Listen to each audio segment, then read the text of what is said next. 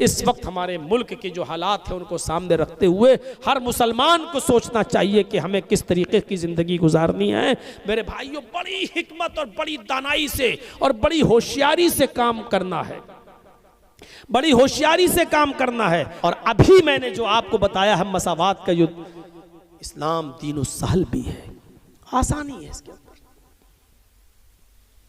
बहुत आसानी। पहले जमाने में इतनी आसानियां नहीं थी।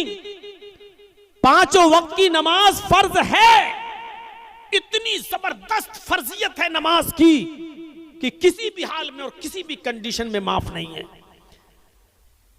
खड़े होकर पढ़ने की ताकत नहीं है तो बैठ के पढ़ो लेकिन पढ़ो, बैठ के पढ़ने की ताकत नहीं है तो लेट के पढ़ो लेकिन पढ़ो, यही आसानी है। यह नहीं कहा कि मर रहे हो लेकिन खड़े होकर पढ़ो, यह नहीं कहा जान जा रही हो फिर भी खड़े होकर पढ़ो। माफ तो किसी कंडीशन में नहीं है, लेकिन आसानी इतनी दे रखी है कि खड़े होकर पढ़ने की ताकत नहीं तो बैठ के पढ़ो, बैठ के नहीं तो लेट के पढ़ो, इशारे से पढ़ो। होंठ हिलाकर पढ़ सकते हो तो होंठ ही हिलाकर पढ़ो। वुजू करने से तबीयत और खराब हो रही है तो तयम्मुम करके पढ़ो लेकिन पढ़ो। पेशाब की में नलकी पड़ी हुई है, पाइप पड़ा हुआ है, पेशाब की थैली लटकी हुई है, इस कंडीशन में भी आपको नमाज पढ़ना है। मुंह के होंठ हिलाकर पढ़ना है, जबान हिलाकर पढ़ना है, लेकिन पढ़ना है। आसानी करनी। इस्लाम दीन एतदाल, दीन मोतदिल है, इसके अंदर एतदाल ही एतदाल मिलेगा। ज़कात फर्ज है मुसलमानों हम सब के ऊपर, लेकिन जो साहिब इस्तिताअत ना हो, यह नहीं कहा गया कि तुम अपना घर बेचो तब ज़कात दो। एतदाल में ज़कात फर्ज है उन लोगों पर जो साहिब इस्तिताअत हो। हज फर्ज है हम सब के ऊपर, लेकिन जो इन इस्तिताअत इलैहि सबीला, जो वहां तक जाने की ताकत रखता हो। हज फर्ज है मुसलमान पर, लेकिन ये नहीं कहा गया कि अपनी दुकान बेचकर जाओ लेकिन जाओ, यह नहीं कहा गया अपना मकान बेचकर जाओ लेकिन जाओ। आसानी है इस्लाम के अंदर। पानी नहीं मिल रहा है तो तयम्मुम करके नमाज पढ़ लो। एतदाल है और सहूलत है इस्लाम के अंदर। मेरे भाइयों, इससे ज्यादा सहूलत और क्या होगी कि एक शख्स आया अल्लाह के रसूल के पास और कहने लगा हलक तो या रसूल अल्लाह। बुखारी के अल्फाज, अल्लाह के रसूल में तो हलाक हो गया, बर्बाद हो गया। आपने कहा क्यों, क्या हुआ? कहा अल्लाह के रसूल रोजे की हालत में बीवी से हम बिस्तरी कर ली। आपने कहा अच्छा, गलती तो हुई है तुमसे, लेकिन इस्लाम के अंदर रास्ता है, और वो रास्ता ये है कि इस एक रोजे को तो तुम्हें पूरा करना ही पड़ेगा बाद में। अब एक गुलाम आजाद करो। कहा अल्लाह के रसूल पूरी जिंदगी हमें गुलामी करते हुए हो गई दूसरे की, हम कहां के गुलाम आजाद कर पाएंगे। अल्लाह के नबी ने फरमाया तो दूसरा ऑप्शन भी है, अगर गुलाम आजाद करने की ताकत नहीं है तो 60 रोजे रखो मुसलसल, पे दर पे कंटिन्यू, शहरैनी मुतताबिऐन, कंटिन्यू रखना है, रेगुलर, पर पे दर पे, एक भी छूटना नहीं चाहिए बीच में। 60 रोजे मुसलसल बिला किसी उज़्र और बिला किसी बीमारी के एक भी रोजा आपने अगर छोड़ दिया तो अब तक जितने रखे वो सब बेकार। मसलन अगर आपने 50 रोजे रखे, अब सोचा कि थोड़ा 2-4 दिन आराम कर लें, 10 ही तो रह गए हैं, और जहां आपने बिला किसी उज़्र के, बिला किसी बीमारी के एक रोजा भी छोड़ दिया, वो 50 बेकार। अब फिर से रखो 1 से 7। कहता कितने? का 60।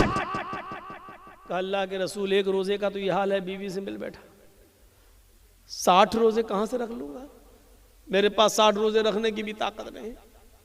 आपने कहा फिर एक और तीसरा रास्ता है, बस आखिरी, लास्ट वे, आखिरी रास्ता। कहा क्या है, बताइए बताइए। आपने फरमाया 60 मिस्कीनों को खाना खिलाओ। सोचने लगा। आपने कहा क्या सोच रहे हो? कहा कि अल्लाह के रसूल इसके अलावा कोई? का नहीं, सिर्फ 60 मिस्कीनों को, अब ये आखिरी रास्ता है। कहा अल्लाह के रसूल आपको शायद मेरी कंडीशन मालूम नहीं है। आपने कहा क्या हुआ?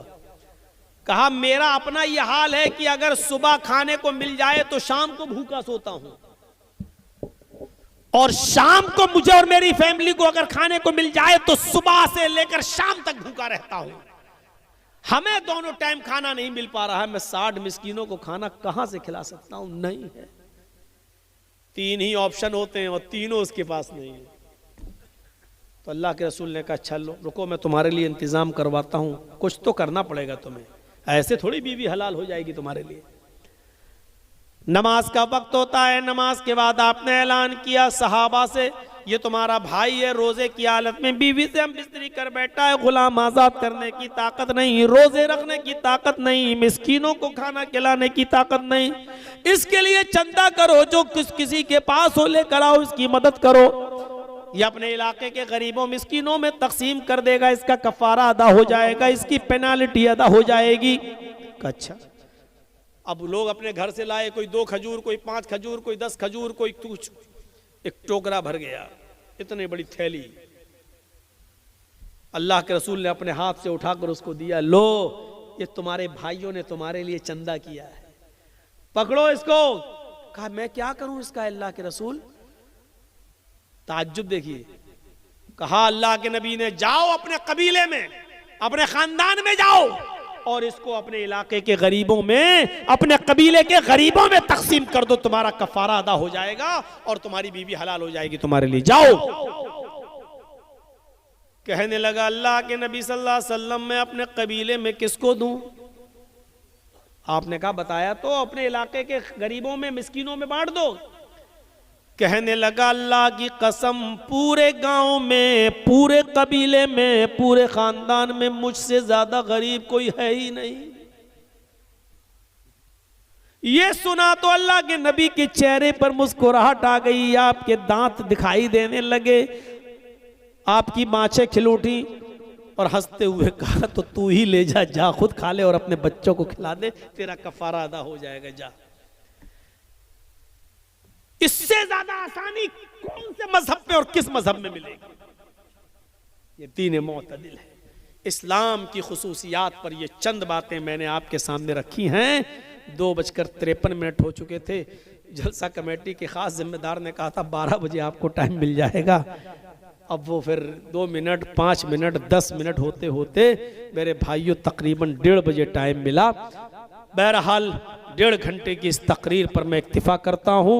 कल भी मेरा प्रोग्राम है, शेख असगर साहब ने प्रोग्राम, मेरे आज का भी ये प्रोग्राम उन्होंने लिया, कल का भी लिया। दुआ कीजिए अल्लाह रब्बुल आलमीन इन जलसों के जो असरात होना चाहिए वो हमारी ज़िंदगियों पर मुरत्तब फरमाए। सिर्फ शब बेदारी नहीं होनी चाहिए, हमें अपनी ज़िंदगियों में इनकलाब पैदा करना चाहिए। इस वक्त हमारे मुल्क के जो हालात हैं उनको सामने रखते हुए हर मुसलमान को सोचना चाहिए कि हमें किस तरीके की ज़िंदगी गुजारनी है। मेरे भाइयों बड़ी हिकमत और बड़ी दानाई से और बड़ी होशियारी से काम करना है, बड़ी होशियारी से काम करना है, अक्लमंदी से काम करना और होशियारी से हमें और आपको काम करना। ऐसा ना हो कि एक जंगल के अंदर था वो और एक शिकार शेर ने किया, एक शिकार भेड़िए ने किया और एक शिकार लोमड़ी ने किया। तो फिर शेर ने पूछा बताओ भेड़िए से और लोमड़ी से कि इंसाफ करो ये जानवर कौन खाएगा। तो सबने, भेड़िए ने फैसला किया, भेड़िए ने कहा कि जो जानवर जिसने मारा है वो खा ले। भेड़िए ने कहा मैंने बकरी मारी, मैं बकरी खा लेता हूँ। लोमड़ी ने कहा मैंने खरगोश मारा है, मैं लोमड़ी खा लेता हूँ, तो लोमड़ी खरगोश खा लेगी। और आपने जो इतना बड़ा गधा मारा है आप गधा खा जाइए शेर से। शेर को गुस्सा आया और शेर ने उस भेड़िए को ही फाड़ डाला लिया। कमीना ये फैसला कर रहा है। अब लोमड़ी से पूछा कि कमीना सच्चा फैसला नहीं किया था, तू बता कि क्या क्या करना चाहिए। लोमड़ी समझ गई। लोमड़ी ने कहा हजरत आप जंगल के राजा हैं, सुबह उठिए नाश्ते में खजूर ये ले लीजिए खरगोश, दोपहर में बकरी खा लीजिए और शाम को आपका ये पूरा गधा पड़ा हुआ ये खाइए।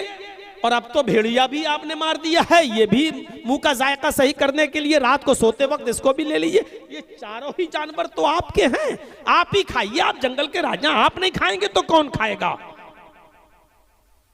शेर ने कहा वाह लोमड़ी क्या फैसला किया है, बहुत अच्छा फैसला, गुड।